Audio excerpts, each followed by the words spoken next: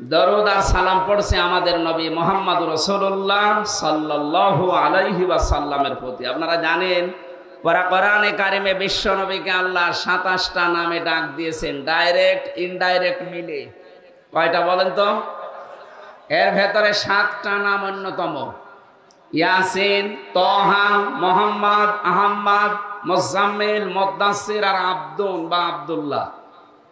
এই ৭টার ভেতরে প্রথম যে নামটা ইয়াসিন, আল্লাহ রাব্বুল আলামিন তাকে ডাক দিয়েছেন ইয়াসিন, হে নেতা। আল্লাহর ঘোষণা দেওয়া নেতা এই পৃথিবীতে একজনই। কয়জন? চাপাই বাঁশি এটা যদি শুধু নিছক দুনিয়ার বিষয় হতো, কসম আল্লাহর, আমি আয়াত এখানে পড়তাম না। এই সম্পর্কটা আখিরাতের সাথে, এই জন্য আমি এটা পড়লাম। এই যে নেতৃত্ব দেওয়ার কোয়ালিটি কিছু লাগে, আন্দাজে নেতা হওয়া যায় না। আল্লাহ পাক তার নবীর মাধ্যমে জানিয়েছেন, হে নবী, দুনিয়ায় যারা নেতৃত্ব দিতে চায়, নেতা হতে চায়, তার ভেতরে কমপক্ষে ৬টা কোয়ালিটি মাস্ট বি লাগবে। ১ নম্বরে, এই পৃথিবীতে কোনো মহিলা নেতা হতে পারবে না। এটা আমি বানালাম। হ্যাঁ, সূরা নেসা ৫ নম্বর পারার ২ নম্বর পৃষ্ঠার ১১ নম্বর লাইনে ৩৪ নম্বর আয়াতের প্রথম অংশে আছে। যত তাফসির আছে বাংলাদেশে, সব তাফসির এক জায়গায় মিলান, এইটাই পাবেন। আল্লাহ পাক বলেন, আর রিজালু কাওয়ামুনা আলান নিসা। এই পৃথিবীতে পুরুষেরা হবে নেতা আর মেয়েরা হবে তাদের আজ্ঞাবহ। পুরুষরা হবে অভিভাবক, গাইডলাইন দাতা, মেয়েরা হবে তাদের আজ্ঞাবহ, তাদের আন্ডারে থাকবে। এই আয়াতের তাফসিরে বিশ্ব নবীর একটা হাদিস পেয়েছি, ক্বালান নাবিয়্যু সাল্লাল্লাহু আলাইহি ওয়াসাল্লাম লা ইউফলিহা কওমুন। এখানে যারা আরবি গ্রামার বোঝে জিজ্ঞাসা করেন, ইউফলিহা, ইউফলিহু এটা মজারে, বর্তমান, ভবিষ্যৎ, প্রেজেন্ট, ফিউচার। এর আগে আল্লাহর নবী লাং দিয়েছেন। লাং যদি মজারের আগে আসে, বাংলা অর্থ দাঁড়ায় জীবনেও হবে না। নবীজি গ্যারান্টি দিচ্ছেন, ওই জাতি কখনোই সফল হতে পারে না, এখন পারছে না, ভবিষ্যৎ বলতে কিয়ামত পর্যন্ত তারা সফলতার মুখ দেখতে পারবে না, যে জাতির নেতৃত্বে আছে কোনো মহিলা। এই হাদিস আমি এখন বানালাম। বলেন, এটা ১০০% বিশ্বাস করেন কারা এই হাদিসটা? হাত তোলেন তো। হ্যাঁ, আন্দাজ হাত তুলবেন না, আমি কিন্তু পরীক্ষা করবো এখন। তোলেন, দেখেন তো হাত তোলেনি কে? এই যে, হ্যাঁ ঠিক আছে, আলহামদুলিল্লাহ। না, আমি হাঁসের খোরাকি দেওয়ার জন্য বলি না, এখানে একটা শিক্ষা। আরে ভাই, আপনি হাত তুলিয়েই আছেন, একটু নামান।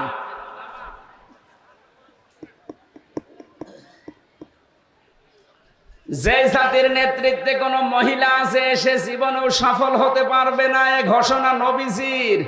এই জন্য আমাদের কপাল। কথা বলেন এখানে। সুতরাং আমরা চাই নবীর হাদিসকে সামনে নিয়ে আসতে। কিয়ামতের আগে এই দেশে কোনো নারী যেন আর নেতৃত্বের চেয়ারে বসতে না পারে। না, অন্য কেউ আসো। এবার দ্বিতীয়টা বললে আবার রাগ হয়ে যাবে না তো? আমি তো আয়াত, পারা, পৃষ্ঠা, লাইন নাম্বার, সূরার নাম, তাফসীরের নাম সব বলছি। আপনি বাড়ি যেয়ে মিলিয়ে দেখেন। এটা অ্যাডভার্টাইজ করছি আমি। কথাগুলো মূলত কার? এটা আছে সূরা শুআরা ১৯ নাম্বার পারা, ১২ নাম্বার পৃষ্ঠার ৫ নাম্বার লাইনের ১৫১-৫২ নাম্বার আয়াত। আল্লাহ পাক বলেন, যারা ইসরাফ করে, যে মানুষগুলো অপচয় করে, অপব্যয় করে, আর যারা ফাসাদ সৃষ্টি করে, বিশৃঙ্খলা সৃষ্টি করে, যারা সংশোধনের চেষ্টা করে না, এ মানুষগুলো নেতা হতে পারবে না।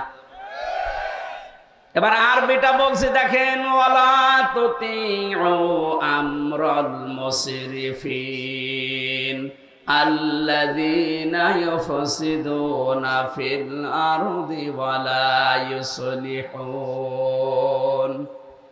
রব্বুল আলামিন বলেন, অনুসরণ করা যাবে না, তাদের মানা যাবে না, যে মানুষগুলো পৃথিবীতে ইসরাফ করে, যারা অপচয় করে, অপব্যয় করে, যারা দুনিয়াতে ফাসাদ সৃষ্টি করে, সংশোধনের কোন চেষ্টা তাদের নেই, শান্তি স্থাপনের জন্য যারা চেষ্টা চালায় না, হে পৃথিবীর বান্দা বান্দিরা, তোমরা তাদের মানবা না। এই ঘোষণাকার। এখানে ফাসাদ শব্দের ব্যাখ্যায় আছে, ফাসাদ মানে মানুষের তৈরি করা নিয়ম কানুন। মানুষ হয়ে যারা মানুষের তৈরি করা নিয়ম কানুন দুনিয়ায় কায়েম করতে চায়, প্রতিষ্ঠা করতে চায়, তাদের নেতা মানা জায়েজ নেই। এটা শুধু এ পর্যন্তই রাখবেন না, বাইরে নিয়ে যাবেন? বলেন। দুনিয়াতে যারা ইসরাফ করে, অপচয় করে, অপব্যয় করে বেড়ায় দুনিয়ায়, আর যারা ফাসাদ সৃষ্টি করে, যে মানুষগুলো দুনিয়াতে মানুষের তৈরি করা আইন কানুন প্রতিষ্ঠার জন্য দল করে, মিছিল মিটিং করে, ভোট করে, চেষ্টা চালায়, এই মানুষগুলোর পেছনে থাকা জায়েজ নেই। না, এখানে আওয়ামী লীগের লোক নেই? একটু হাত তোলেন তো। কই ভাই, ওই আপনি একটা তাকবীর দেন তো, দেন। কি জয় বাংলা তাকবীর দেশ? তাকবীর তো বন্ধ হয়ে গেছে। হ্যাঁ, তাকবীর আর হবে না ইনশাল্লাহ। সামনে তাকবীর হবে আল্লাহর নামে। কালিমাতুল্লাহি হিয়াল উলিয়া, সবার উপরে থাকবে কে বলেন তো? আমরা এটা চাই। ডক্টর মোহাম্মদ ইউনূসের পেছনে লেখা আছে, দেখেন, লা ইলাহা ইল্লাল্লাহু মুহাম্মাদুর রাসূলুল্লাহ। এটার পরিবর্তে যারা বিভিন্ন জিনিস ওখানে টাঙিয়েছিলেন, আল্লাহ এত অপমান করেছে, বিকাল 5টা বাজার আগে এ বাংলাদেশে আর একটাও নেই। দু একটা যদি কোনো জায়গায় থাকেও নামিয়ে ফেলেন, লিখে দেন আল্লাহু আকবার। কথা বলেন না কেন? আগামীতে যারা আসবে তারা যেন আল্লাহু আকবার লেখে, কারণ এনার চাইতে বড় আর কেউ আছে? যাদেরকে বড় মনে করা হয় ওগুলো তো নিচে নিচে বানানো। আমার আয়াত থেকে বোঝানোর বিষয় ছিল, যারা দুনিয়ায় ফাসাদ সৃষ্টি করে, ফাসাদের প্রথম ব্যাখ্যা কি আছে? এটা হালকা রাজনীতি হয়ে গেল নাকি? না, এটা রাজনীতি। 3 নম্বরে কোরআনে কারীম জানিয়েছে, পৃথিবীতে যারা জালেম তারা নেতা হতে পারবে না। ক্বালা ইন্নী জাইলুকা লিন্নাসি ইমামা। আমাদের আসল জাতির পিতা যিনি, বানানোটা না, যেটা আল্লাহ বানিয়েছেন। আল্লাহ বানিয়েছেন, তার নাম হযরতে ইব্রাহিম আলাইহিস সালাম। কোরআনে কারিমে আল্লাহ জানিয়েছেন, মিল্লাতা আবিকুম ইব্রাহিম হুয়া সাম্মাকুমুল মুসলিমিন। তোমাদের জাতির পিতার নাম আমি আল্লাহ ঘোষণা দিলাম ইব্রাহিম, কারণ তিনি তোমাদের নাম মুসলমান, এটা রেখেছেন। এই যে এখান থেকে একটা শিক্ষা পাওয়া যায়, তিনি যেহেতু আমাদের পিতা, তিনি আমাদের কি? পিতা হিসাবে যে 11টা দায়িত্ব পালন করা লাগে সন্তানের উপরে, তার 1 নম্বরে তার একটা সুন্দর নাম রাখা লাগে। আমাদের জাতির পিতা তিনি এমন একটা সুন্দর নাম আমাদের রেখেছেন, মুসলিম, আত্মসমর্পণকারী। সুবহানাল্লাহ বলতে পারেন নাই? এখানে অনেক বাবা এমন আছে, তারা সন্তানের ছেলে মেয়ের নাম এমন নাম রাখে, শয়তান পর্যন্ত হাসে, আল্লাহ একই জন্ম দিয়েছে। সেদিন কুষ্টিয়ায় এক দোকানের নামে দেখলাম মিহাদ স্টোর। কি গো? ওনারে বললাম, ভাই আপনি কি? বলে, আমার ছেলের নাম। ছেলের নাম মানে? বলছে, হ্যাঁ আমি কোরআন শরীফ পড়তে গিয়ে পেয়েছি বিসাল মিহাদ। আমি বললাম, মিহাদ মানে জাহান্নামের নিকৃষ্ট স্থান। হ্যাঁ, কোরআনে পেয়েছি।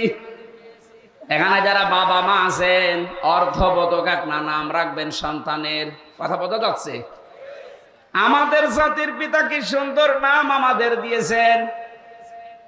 আল্লাহ পাক বলেন, একে 1টা 2টা না, প্রায় 50টার উপরে পরীক্ষা নিয়েছিলাম দুনিয়াতে। প্রতিটি পরীক্ষায় তোমাদের জাতির পিতা যিনি, তিনি পাশ করেছেন।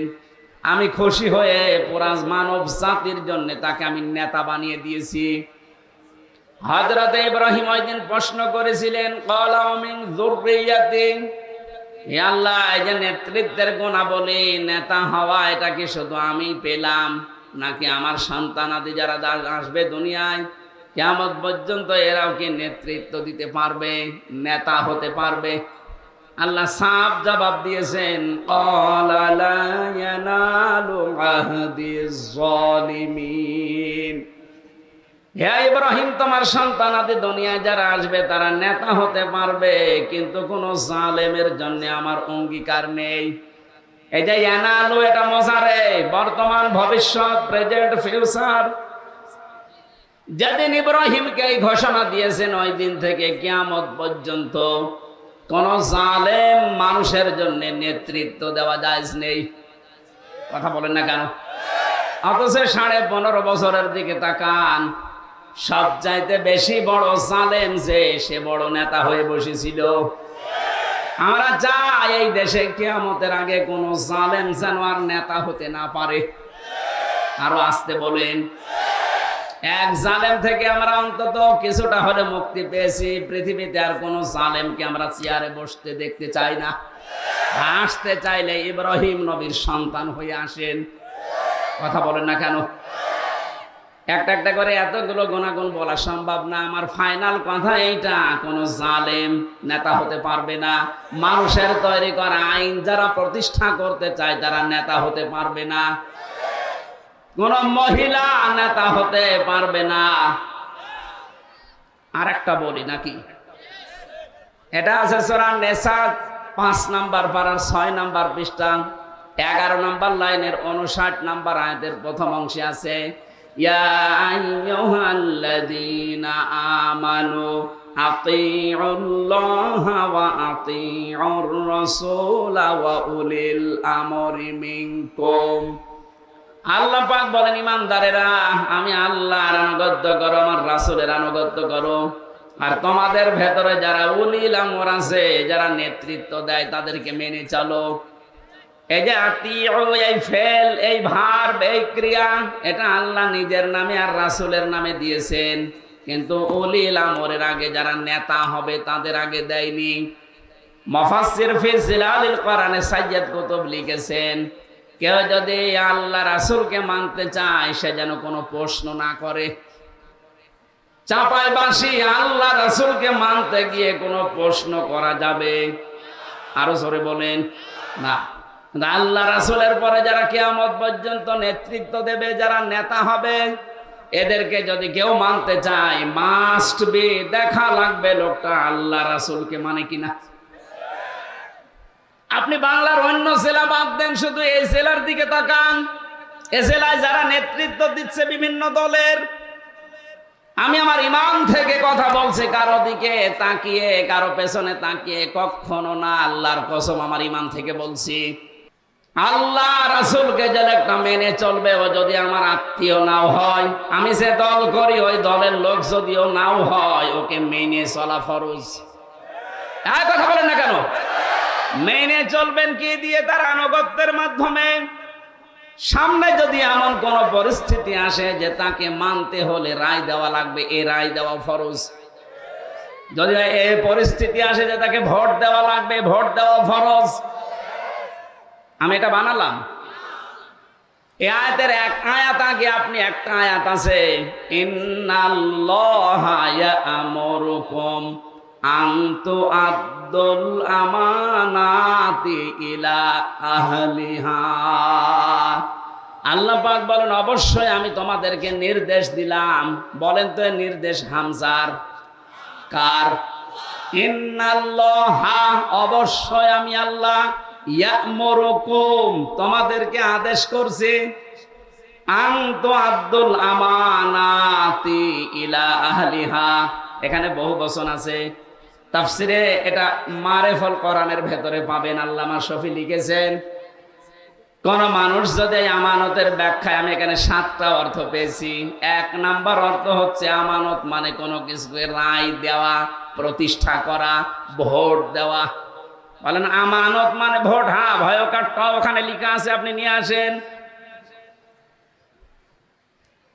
সুতরাং আমার কথা স্পষ্ট এবং ফাইনাল, আল্লাহ রাসূলকে যে লোকটা মেনে চলে, এই মানুষটাকে যেহেতু মেনে চলা ফরজ। কি বলেন বলেন? ফরজ হলে আমার একটা আমানত যদি লাগে সামনে, আমার আমানতটা তাকে পৌঁছিয়ে দেওয়া, তার প্রাপকের কাছে এ নির্দেশ কার? আমার এই আমানতটা আমি যেন আমার সঠিক জায়গায় পৌঁছিয়ে দেয়, যেহেতু নির্দেশ দিয়েছেন আল্লাহ। আমি আবার এই 4 নাম্বার পয়েন্টটা বলছি, নেতা এই শব্দটা দুনিয়ার না, এটা আখিরাতের সাথে সম্পর্কিত। আল্লাহ রাসূলকে যে মেনে চলে না, তাকে মানা জায়েজ নেই, হারাম। কেন বলেন তো? কারণ কিয়ামতে আল্লাহ যখন আপনাকে ডাকবেন বিচার করার জন্য, আপনাকে একা ডাকবেন না। ইয়াওমা নাদউ কুল্লা উনাসিম বিইমামিহিম, সূরা বানী ইসরাঈলের ৭১ নাম্বার আয়াতের প্রথম অংশে আছে, 15 নম্বর পারা 8 নাম্বার পৃষ্ঠা 3 নাম্বার লাইনে। এটা তাফসীরে ফি জিলালিল কোরআনে পাবেন। আল্লাহ পাক বলেন, প্রতিটি মানুষকে আমি আল্লাহ আমার কাছে ডাক দেব তার নেতার সাথে। আগে নেতা, এরপরে কর্মী। ও বাংলার মানুষেরা, নিজের বিবেককে প্রশ্ন করেন তো, যে নেতার পেছনে আপনি স্লোগান দেন, সে যে নেতাই হোক, এই নেতা যদি কিয়ামতে আপনার সামনে থাকে, আপনি তার পেছনে, কি মনে হয় আল্লাহ ওকে দেখে মাফ করবে বলে আপনার বিশ্বাস হয়? না। কারণ যে তার সূরাত সিরাত, তার চেহারা, যেই নেতা নিজের জান বাঁচাতে গিয়ে দাড়ি কেটে নম হয়ে যায়, এরকম মানুষের পেছনে আপনি থাকতে পারেন? আরো আসতে বলেন। যারা সুযোগ পেলে কোটি কোটি টাকার মালিক হবে, এরকম নেতার পেছনে আপনি থাকতে পারেন? তার যে চরিত্রই তো আপনি জানেন, খালি মারিং কাটিং করার নিয়ত। কিছু পাইনি, তারপরও দেখে যাচ্ছে থালা এখনো হাতে পাইনি, এর বড় শুরু হয়ে গেছে আল্লাহর নাম নিয়ে, বিসমিল্লাহির রহমানির রহিম।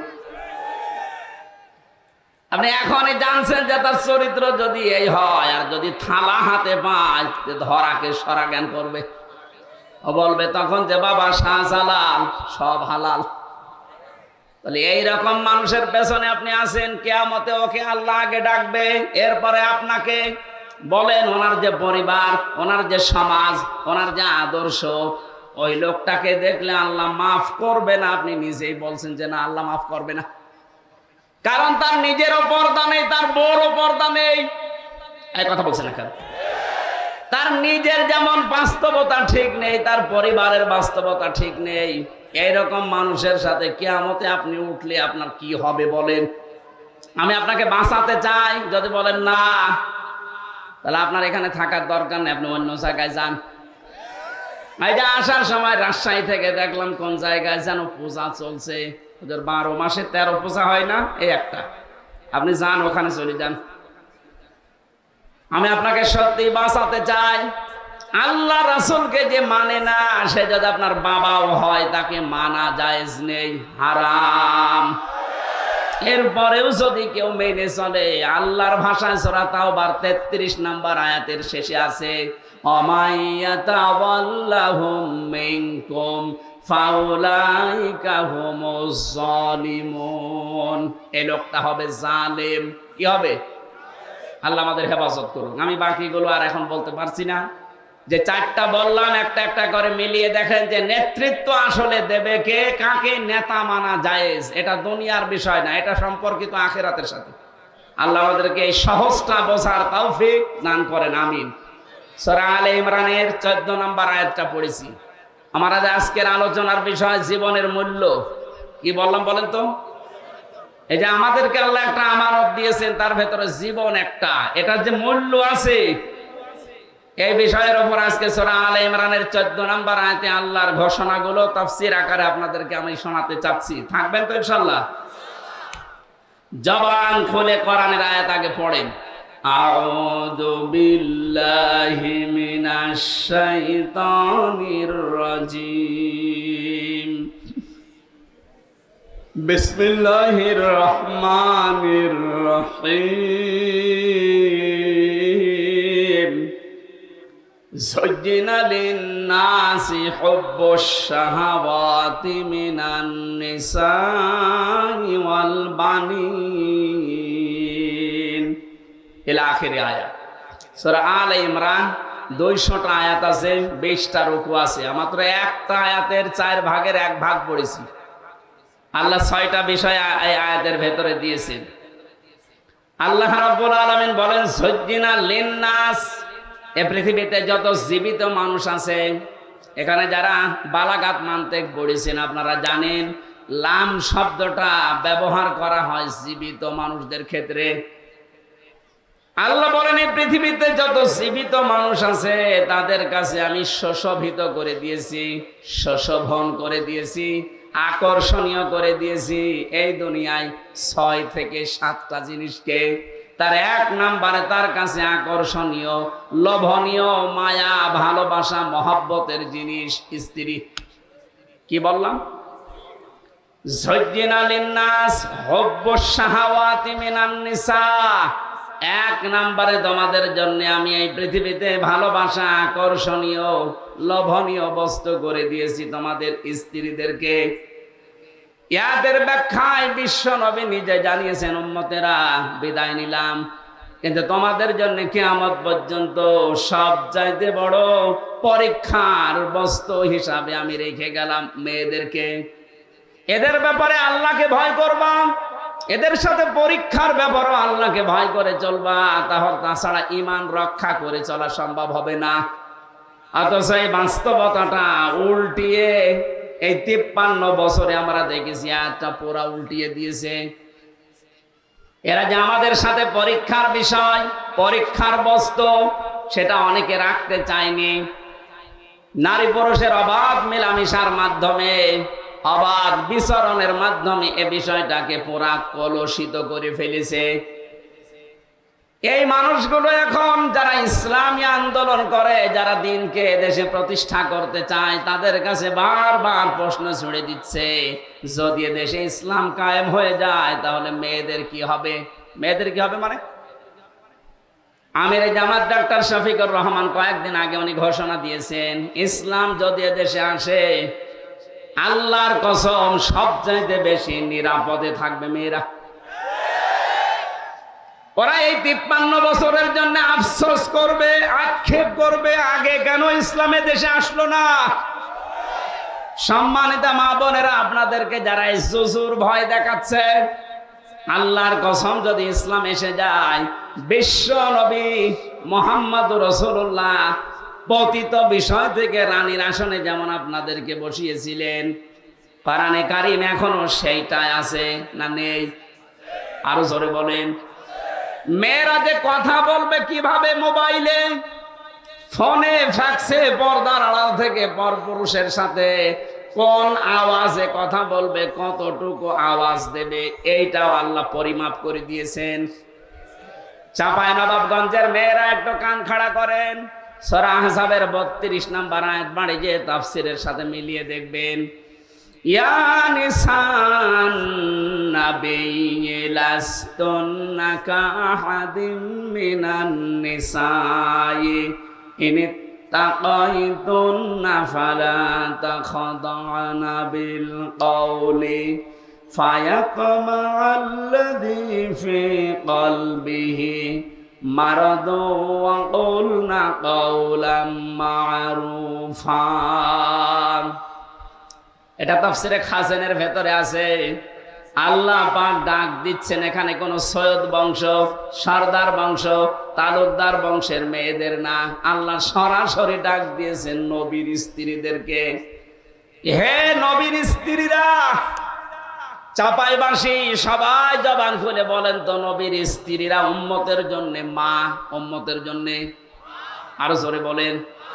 সন্তান যত খারাপ চরিত্রের হোক, মায়ের সাথে কোনো খারাপ ধারণা কেউ করতে পারে বলেন? অথচ আল্লাহ মাদেরকে ডাক দিয়েছেন, হে নবীর স্ত্রীরা, তোমরা যখন বাইরে কারোর সাথে কথা বলবে, সে যেই হোক, কথা বলার সময় কথা বলবা সঠিক কথা, মিথ্যা কথা বলা যাবে না। সে পর্দার আড়াল থেকে হোক, আর মোবাইলে হোক, ফোনে হোক, ফ্যাক্সে হোক, কথা বলবা সঠিক কথা, কিন্তু ভাষা হবে রুক্ষ সূক্ষ্ম, কর্কশ ভাষা দিয়ে কথা বলবা বাইরের পুরুষের সাথে। এখানে একটা তথ্য বলছে, যাদের মোবাইল আছে লিখে নিতে পারেন। খাতা কলম থাকলে এটা কাজে লাগবে, এটা কিন্তু ফরজ বিষয়।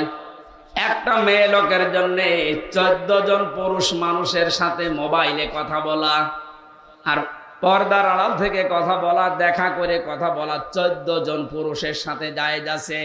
এই 14 জনের বাইরে যদি কাবার ইমামও কল দেয় আপনাকে, আপনি ভাষা রুক্ষ সূক্ষ্ম কর্কশ জোরে জোরে বলবেন। এক নম্বরে আপনার বাবা, আমি আবার বলছি, এই 14 জন পুরুষের বাইরে যদি আমির হামজা না কাবার ইমামও যদি কল দেয়, কথা বলবেন সত্য কথা, মিথ্যা কথা বলবেন না, কিন্তু ভাষা হবে কর্কশ। এটা আমি বানালাম। সূরা নেসার তাফসিরের ভেতরে 14 জনের নাম আছে। এক নম্বরে আপনার নিজের বাবা। অনেকে নাম ডাকা বাবা আছে, সেই চট্টগ্রামে বাবা পাতিয়েছে, এ কথা বলছেন না কেন? আপনি ওই বাবার সাথে ওই মোলায়েম কণ্ঠে কথা বলতে পারবেন না। বাবা হওয়া লাগবে কোন বাবা? বলেন বলেন। নিজে যেটা জন্ম দিয়েছে ওই বাবা। এখন তো দেশে বাবার অভাব নেই, যদিও রাজশাহী বিভাগে এটা কম, চট্টগ্রামে বেশি।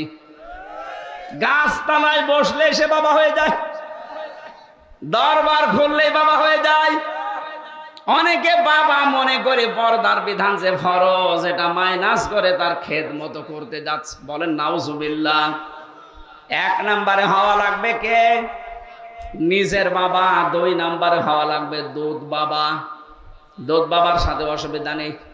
3 নম্বরে হওয়া লাগবে মামা। এটা ওই রিকশা চালক মামা না, এটা আপন মামা। আমি বিশ্ববিদ্যালয়ে যখন ছিলাম, মেয়েরা দেখতাম বলতো মামা, গাড়ি দাঁড়িয়ে গেছে, ড্রাইভারের পাশে যে সিট থাকে উনি ওখানে বসে আছে, এমন পোশাকে 4 পিস না, 3 পিসও না, 2 পিসও না, 1 পিস পরে। এটা যুবতী মেয়ে, 20 বছর 22 বছর বয়স, বুকে কোনো ওড়না নেই। এইরকম মহিলা যদি বসে, মামা অ্যাক্সিডেন্ট করবে না?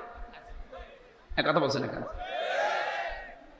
এই সমস্ত দেখে মামা করে অ্যাক্সিডেন্ট। এই মামা না, আপন মামা হওয়া লাগবে, নিজের আপন মায়ের ভাব। 4 নম্বরে পেয়েছি চাচা। এটা আপন চাচা। ওই চাচা তো চাচা, মামা তো চাচা, খালা তো চাচাবাদ, গ্রাম সম্পর্কের চাচাবাদ, আপন চাচা হওয়া লাগবে। এরপরে পেয়েছি শ্বশুর। এটা আবার আপন শ্বশুর, ওই আশপাশের যা শ্বশুর আছে ওইগুলো মাইনাস। এরপরে ভাই, এটা আবার আপন ভাই। খালা তো মামা তো ফুফু তো সব জায়গায় পর্দা করা ফরজ। কথা বলেন না কেন? এরপরে বেশি দুধ ভাই, দাদা, নানা, নাতি, ছেলে, ভাইয়ের ছেলে, বোনের ছেলে, মেয়ের জামাই। কয়জন হইল? 14 জন। বলেন, এই যে 14 জনের ভেতরে নিজের স্বামীর নাম আছে। আপনারা কি ঘুমাচ্ছেন? স্বামীর নাম আছে। তাহলে স্বামীর সামনে কোনো পর্দা নেই। যেই মহিলা যত উল্টা পাল্টা হয়ে তার স্বামীর সামনে থাকতে পারে, তার তত বেশি সওয়াব হবে। আর স্বামী যদি এটা সাপোর্ট করে, আপনার স্বামী যদি চায় যে আপনি ব্লাউজ হাতা কেটে ফেলেন, কোনো অসুবিধা নেই। তাহলে এইটা পরে আবার বাইরে যাওয়া যাবে না। যে 14 জনের নাম বলেছি, এদের সামনেও যদি কোনো মহিলা আসতে চায়, তাহলে মুখমণ্ডল, হাতের কবজি আর পায়ের পাতা বাদ দিয়ে পুরা শরীর ঢেকে রাখা লাগবে। কথা বোঝাতে পেরেছি? সম্মানিতা মা বোনেরা, আপনি মোবাইলের ভাষা কেমন হবে? এই 14 জন বাদ দিয়ে দুনিয়া যার সাথে কথা বলেন, আপনার ভাষা কেমন হবে সেইটাও আমার আল্লাহ জানিয়েছেন। وقرنا في بيوتكن ولا تبرجن تبرج الجاهلية الأولى। এটাও তাফসিরে খাজেনে আছে। হে পৃথিবীর মেয়ে লোকেরা, ঘরের পরিবেশে থাকবা, বাইরে যদি বের হতেই হয় জাহিলি যুগের মেয়েদের মতো বের হবা না। তাফসিরে মুফাসসির লিখেছেন, জাহিলি যুগের মেয়েরা যখন বাইরে আসতো, তখন তাদের এই বুক থেকে একেবারে পা পর্যন্ত চিরা থাকতো। তাদের লজ্জা স্থান এবং তাদের স্তন পর্যন্ত পরিস্ফুটিত হয়ে থাকতো, মানুষ দেখলে যেন আকর্ষণ হয়। এরকম বহু পোশাক এখন ভারত থেকে আমাদের জন্য আসতেছে। যদিও সিরিয়ালগুলো এখন অনেকাংশে কমে গেছে, ভারতের এই সিরিয়াল দেখে দেখে যারা পোশাক বানাতেন দেখেছেন পোশাকের অবস্থা কি। দোকানে গেলে আগে বলা লাগতো আমারে পাখি ড্রেস দেন, ড্রেসের নাম হয়ে গেছে পাখি ড্রেস। মেয়েরা যদি পোশাক পরে, কোরআনে কারীম জানিয়েছে এদের পোশাক হবে ঢিলা ঢালা। মা বোন যারা এসেছেন, এটা গ্রাম্য অঞ্চলের জন্য এটা না বলাই ভালো। চস পায়জামা পরা মেয়েদের জন্য জায়েজ নেই। কথা বুঝতেছেন? মেয়েদের পোশাক হবে ঢিলা ঢালা, বাইরে থেকে দেখলেও যেন শরীরের অঙ্গ প্রত্যঙ্গ বোঝা না যায়। এখানে যে তাবাররুজ শব্দটা দিয়েছেন, আমি তিনটা অর্থ পেয়েছি তাবাররুজের। মেয়েরা যারা এসেছেন আপনি মিলান, নবীজি জানিয়েছেন এই তিনটার একটাও যদি কোনো মহিলার ভেতরে পাওয়া যায়, ওই মহিলা জান্নাত দূরের কথা জান্নাতের ঘ্রাণও পাবে না। এক নম্বরে তাবাররুজের অর্থ, মেয়েরা যখন ঘরের ভেতরে থাকে তখন অগোছালো, বাইরে যখন আসার কথা বলে তখন তাদের সাজগোজ বেড়ে যায়। এরকম মহিলা দেশে নেই? আপনার সাজগোজ হবে আপনার স্বামীর জন্যে। হযরতে ফাতেমা একদিন সাজগোজ করে বাইরে যাচ্ছিলেন ছোট বয়সে। নবীজি ডাক দিয়ে বললেন, মা কোথায় যাও? আমার বান্ধবীর বাড়িতে। বিশ্বনবী ওই দিন ছোট করে তাকে একটা কথা বলেছিলেন, মা দুনিয়ার মানুষকে দেখাতে যদি সাজগোজ করো তাহলে আখিরাতের সাজ থেকে আল্লাহ তোমারে বঞ্চিত করে দেবে। তুমি সাজতে পারো তো শুধু তোমার স্বামীর জন্যে। হযরতে ফাতেমা ওই দিন থেকে মরণ পর্যন্ত স্বামী ছাড়া আর কারো জন্য তিনি সাজেননি। সুতরাং মেয়েরা সাজবে তার স্বামীর জন্যে, বাইরে কোনো মানুষের জন্য সাজগোজ করা মেয়েদের জন্য জায়েজ নেই। অথচ এখন সাজের বাহার কি এক চোখের ভেতরে দেখছে ওরা 8টা 9টা করে জিনিস। সম্মানিতা মা বোনেরা যারা এসেছেন, আপনাকে আমি সাজতে নিষেধ করছি না। আপনার স্বামীকে আকৃষ্ট করার জন্য যদি আয়নার সামনে বসে বসে আপনি সাজতে থাকেন, যতক্ষণ সাজবেন ততক্ষণ নফল নামাজের সওয়াব পাবেন। আপনি বলেন তো, ওরা যে সাজ দেয় বিউটি পার্লার থেকে, এই সাজগোজ করে স্বামীর সাথে যাচ্ছে মার্কেটে বিভিন্ন অনুষ্ঠানে, একই স্বামী দেখানোর জন্য না পাবলিক? আপনি দায়ুস হয়ে গেছেন। দ্বিতীয় নম্বর তাবাররুজের অর্থ, মেয়েরা যখন রাস্তাঘাটে আসে তখন ওদের পোশাক হয়ে যায় 8-60 ছোটখাটো। কে পোশাক বানিয়েছেন আপনি? আপনার পোশাক হবে তো হযরতে ফাতেমাতুজ জাহরার মতো, খাদিজাতুল কুবরার মতো পোশাক বানিয়েছেন আপনি সিনেমা, নভেল, নাটক দেখে দেখে এদের মতো।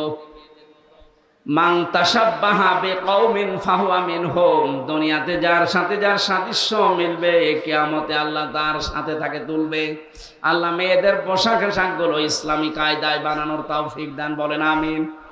এখানে একটা মাসলা বের হয়, যারা শাড়ি পরে নামাজ পড়েন, যদি আপনি সেজদা বা রুকু দিতে গিয়ে আপনার শাড়ির আঁচল পড়ে যায়, যদি চুল বের হয়ে যায়, আপনার নামাজ ভেঙে যাবে। এই জন্য মেয়েদের সর্বোত্তম পোশাক হচ্ছে সালোয়ার কামিজ।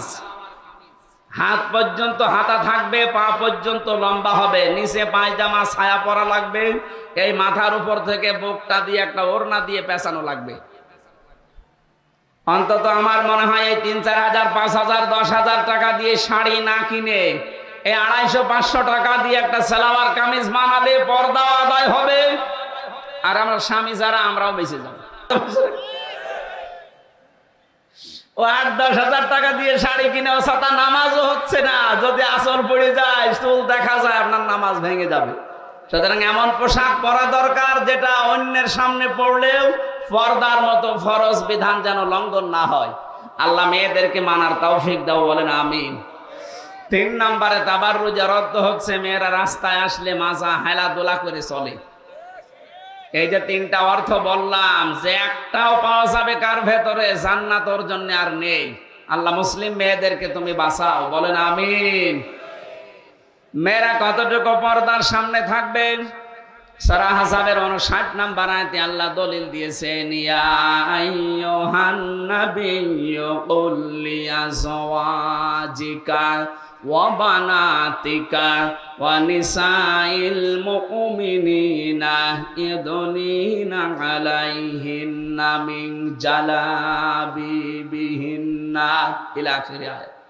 আল্লাহ বলেন, হে নবী, আপনার স্ত্রীদেরকে, আপনার মেয়েদেরকে আর মুমিনা নারীদেরকে আপনি এই ঘোষণা দেন যে তোমাদের মুখের সামনে তোমরা জেলবাব এটা টেনে দাও।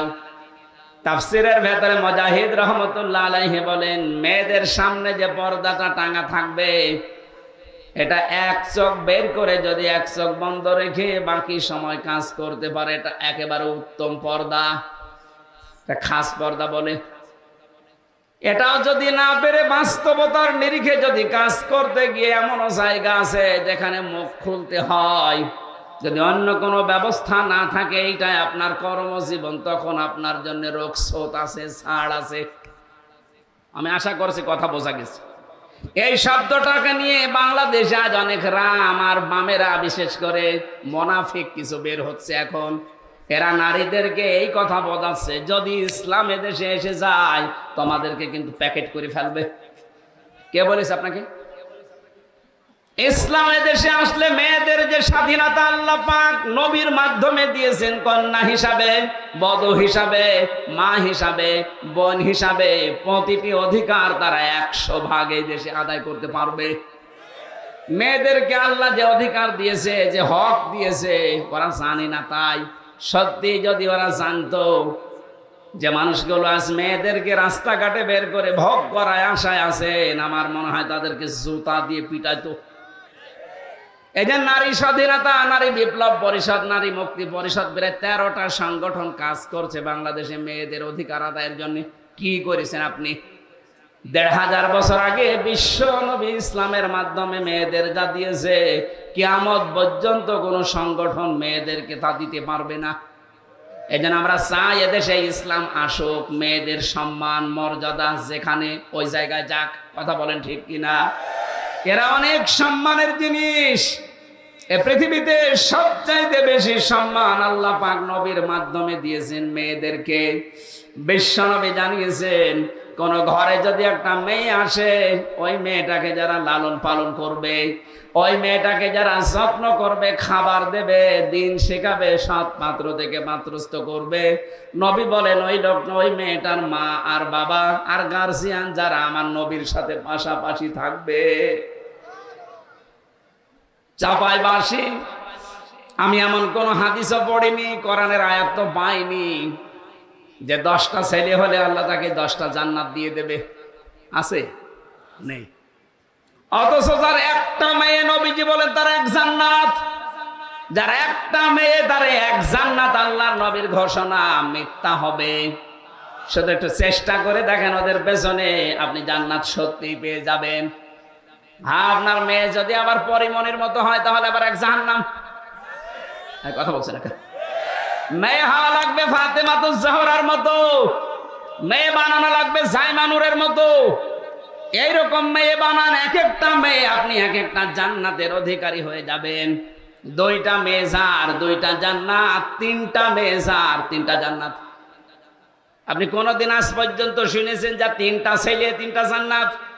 শুনেছেন? কোথায় আল্লাহর নবী পৌঁছিয়েছেন তাদেরকে?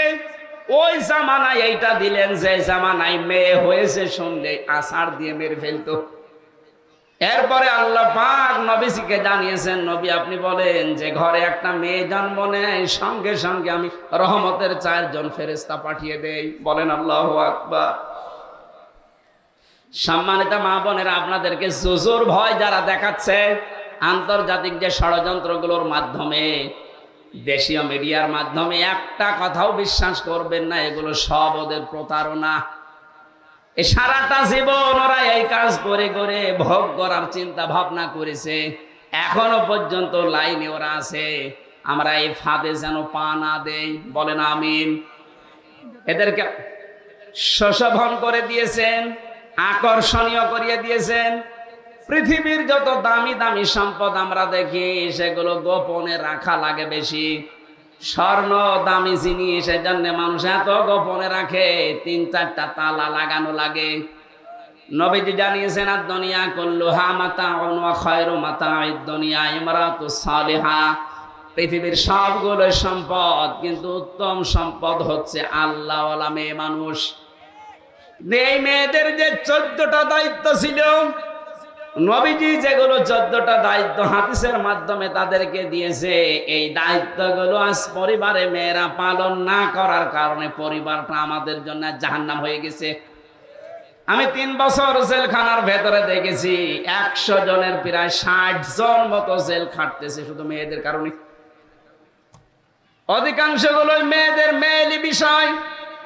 এখন যিনি জল্লাদ আছে কেন্দ্রীয় কারাগারে, কাশিমপুরের কেন্দ্রীয় কারাগার যেটা 4 নাম্বার, আগে ছিল ওই যে জল্লাদ শাহজাহান, তো পটল তুলেছে।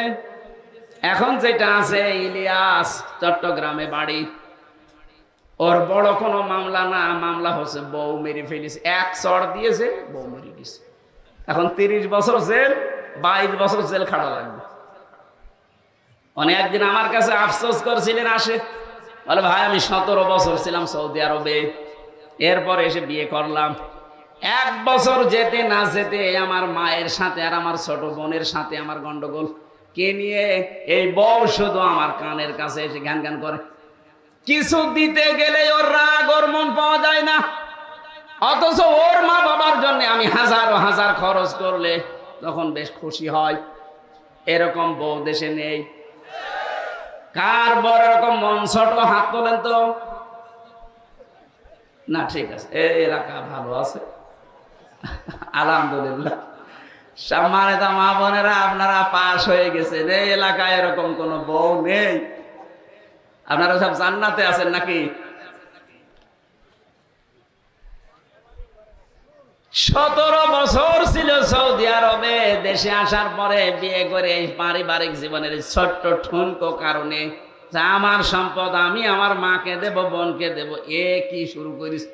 সংশোধন করার জন্য একদিন একটা থাপ্পড় দিলাম, ও ছাতা গেছে মরিয়ে, 1 থাপ্পড়ে মরে গেছে।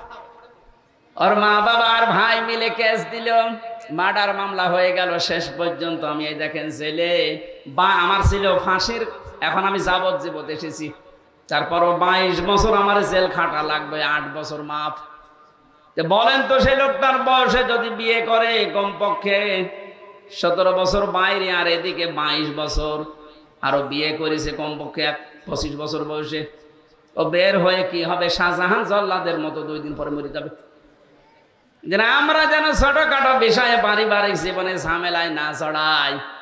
এ নারীর একটা পরীক্ষা, একটা ফাঁদ, খুব সতর্ক থাকা লাগবে এদের থেকে।